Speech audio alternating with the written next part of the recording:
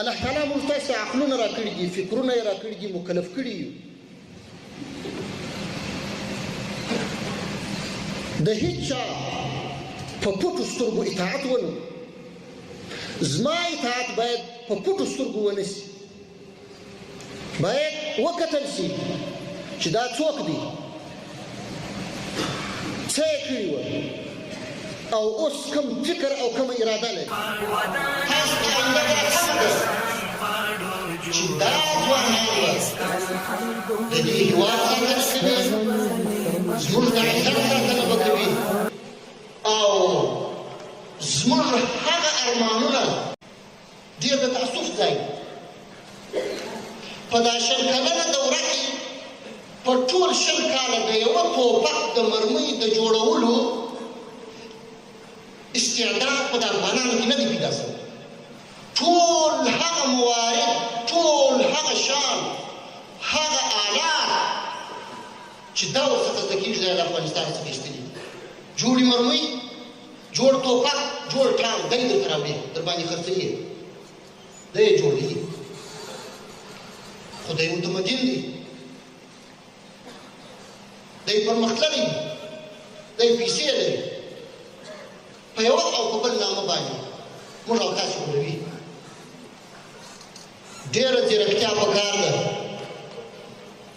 زه باید دا توان ولرم، دا استعداد ولرم، او دا څه برابر کړم چې دا هر څه دلته په خپله په وطن کې جوړ کړم. فضا باید په خپل لاس کې واخلم، سرحدات باید محفوظ کړم، تر څو هر هغه څوک چې د افغانانو د خوشحالۍ دشمن دی، د افغانانو د آبادۍ او سوکالۍ دشمن دی، د افغانانو د سوله ییز ګډ او مرفه ژوند دشمن دی، و افغانستان په بده سترګه ونه ګورو، او بیا په دې اراده او تکل نه سي چې زموږ ستاسې څخه دغه راغلی امنیت، دغه راغلی سوله، دغه نظام، دغه اخوت او دغه ورورګلوي واخلي، وغورځوئ، تبعیضونه تر شا وغورځوئ. اهداف باید مشخص وي، او هر هغه مشر چې زما و دې اهدافو ته رسوي او په دې لاره کې زما رهنمایي کوي، زما مشر دی، زما کومه خرڅ نسو، خیانت ونه کړو، بې وجدانه نسو، او خپل افغاني غیرت ونه بایلو. حق او باطل باید وپېژندل سي، او د هغه په رڼا کې باید خدمت ته ژوند ووسیږو. په دې چوکاټ کې باید بیا ټانک هم زده کړو، توپک هم زده کړو، توپ هم زده کړو.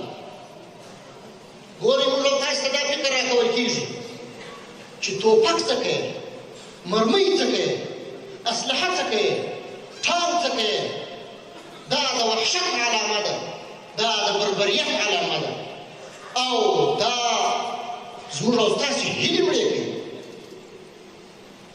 قلم راواخله، مبارزه وکړه، او دې وطن ته خدمت وکړه. قلم ډېر د احترام شی دی. د قلم په توسط به موږ او تاسې د خپل نظام ساتو، پرمختګ به کوو، او زموږ او ستاسې ټولې هیلې په قلم پورې تړلي دي. خو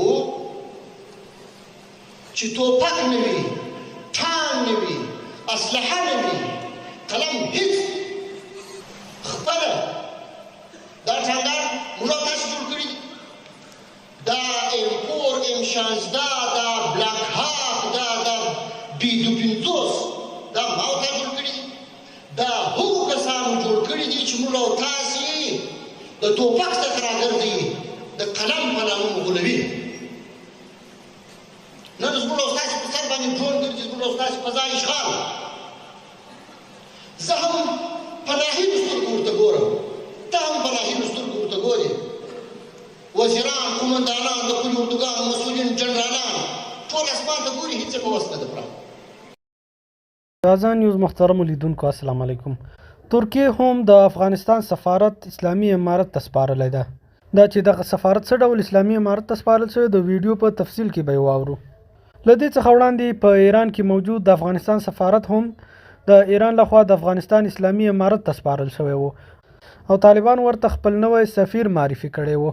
دا په داسې حال کې ده چې د مقاومت په نوم د باغیانو هغه ډله چې د تیر جمهوریت له پاتې شون څخه دا غواړي یو ځل بیا په افغانستان کې جګړې ته لمن وهي، د ایران دغه پریکړې ننګولې وه او له ایران څخه یې غوښتي چې دغه کار ونه کړي، خو ایران وخت ته اسلامي امارت ته خپل سفارت سپارلی ده. یو معتبر سرچینې بي بي سي ته ویلي دي چې ټاکلې ده د طالبان حکومت لخوا معرفي شوی ډیپلوماټ ګل محمد زدران استانبول کې د افغانستان کونسلګرۍ کې کار پیل کړي. د سرچینې چې نه یې غوښتل نوم یې واخیستل سي ویلي ښاغلی زدران به دم ګړی د کونسلګرۍ کې د یو کارمند په توګه کار پیلوي، خو لرې نه ده چې د کونسلګرۍ سرپرستي هم په غاړه واخلي. نوموړی 6 میاشتې وړاندې د اسلامي امارت د حکومت لخوا معرفي شوی و. د سرچینې په وینا د ترکیې حکومت لخوا منل شوی ده او د ځینو لاملونو له امله یې تر اوسه نه و توانېدلی چې د ترکیې کې د افغانستان په کونسلګرۍ کې کار پیل کړي. همداراز دا هم ویل شوي چې په استانبول کې د افغانستان کونسلګرۍ 3 ډیپلوماټان د اسلامي امارت په غوښتنه له دغه کونسلګرۍ څخه لرې شوي دي. له دې سره دا یادونه هم شوې ده چې دغه ډیپلوماټانو 3 کلن ماموریت پای ته رسېدلی و. ترکیه او په ځانګړې توګه استانبول کې ګڼ شمېر افغانان ژوند کوي. په دوی کې د جمهوریت د ځینې وخت تښتېدلي لوړپوړي چارواکي هم شته ده چې ځینې یې د مخالفې جبهې د مقاومت په نوم د باغیانو د ډلې څخه دي. د یادونې وړ ده چې د اسلامي امارت د بهرنیو چارو چارسنبالی وزیر ښاغلی امیر خان متقي ترکیې ته د اسلامي امارت د یو پلاوي سره په تیر 2022 مارچ میاشت په لومړۍ نیټه انقرې ته تللی و او د افغانستان سفارت ته هم په هغه وخت کې ورغلی و. هغه مهال د افغانستان کونسلګرۍ چې په ترکیه کې موجوده وه اسلامي امارت ته سپارل شوې وه. په دغه کې له ښاغلي متقي سره د اطلاعات او کلتور وزارت سرپرست ښاغلی خیرالله خیرخوا هم هلته تللی و. دې ته په کتو استانبول کې د افغانستان کونسلګرۍ له هیواده بهر د افغانستان په مهمو ډیپلوماټیکو مرکزونو کې ګڼل کیږي. د اسلامي امارت د حکومت له ترکیې سره نږدې اړیکې لري او پخوا داسې ریپورټونه هم موجود وو چې ترکیه هڅه کوي د افغانستان هوایي ډګرونو په اداره کولو کې له طالبانو سره مرسته وکړي. د یادونې ده چې په وروستیو کې تایید شوي چې د ایران حکومت په تهران کې د افغانستان سفارت سرپرستی هم د افغانستان لخوا معرفي شوي نوي ډیپلوماټ ته سپارلې وه.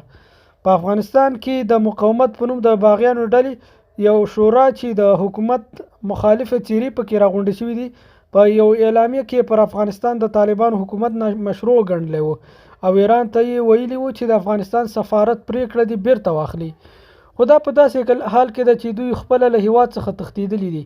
له هغې وروسته چې امریکا له دوی څخه د خپل ملاتړ لاسونه اوچت کړل دوی له افغانستان څخه وتښتېدل. دوی په خارج کې د عیش و نوش ژوند کوي او یوازې د څو پیسو په بدل کې ځینې نفر پیدا کړي دي چې د هیواد په ځینې شمالي ولایتونو کې تحرکات پیل کړي وو، خو هغه تحرکات په ډیره کلکه توګه وځپل شول او اوس د هغوی نوم او نښان نه ده پاتې او یوازې په فیسبوک او ټویټر او نورو مجازي نړۍ کې دوی ته تبلیغات ورپاتې دي. که څه هم د افغانستان نوی حکومت تر اوسه یو هیواد هم په داسې ډول په رسمیت نه ده پیژندلی چې په ښکاره توګه اعلان وکړي، خو د روسیې، چین، قطر، پاکستان او ترکمنستان په ګډون ځینې نور هیوادونو اسلامي امارت له ورته معرفي شوي نوي ډیپلوماټان په خپلو سفارتونو کې منلي او خپل سفارتونه یې هغوی ته سپارلي دي. یعنی ویلی شو چې اسلامي امارت دغه حکومتونو په غیر مستقیم ډول په رسمیت پیژندلی ده.